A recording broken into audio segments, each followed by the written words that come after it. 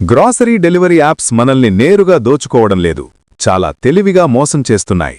Discount, cash back, offers, big deals అని చూపించి ముందుగా మన దృష్టిని ఆకర్షిస్తాయి.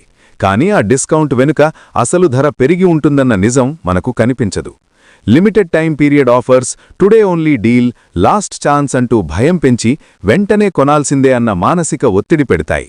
By one get one offer అని చెప్పి నిజానికి అవసరం లేని 2 వస్తువులు మన చేత కొనిపిస్తాయి. కార్ట్లో ఒక వస్తువు వేసిన క్షణమే ఇంపల్స్ బయింగ్ మొదలవుతుంది.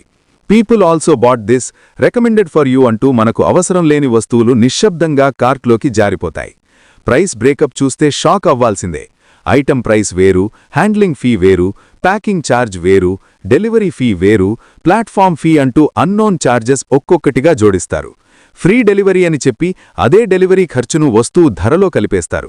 క్యాష్ బ్యాక్ అంటారుగాని అది తిరిగి వాడాల్సిందే అనే షరతులతో ఉంటుంది. బిగ్ డీల్స్ అని ప్రచారం చేస్తారుగాని లోకల్ షాప్లో దానికంటే తక్కువకే దొరికే వస్తువులు ఇవే యాప్స్లో ఎక్కువ ధరకు అమ్ముతారు.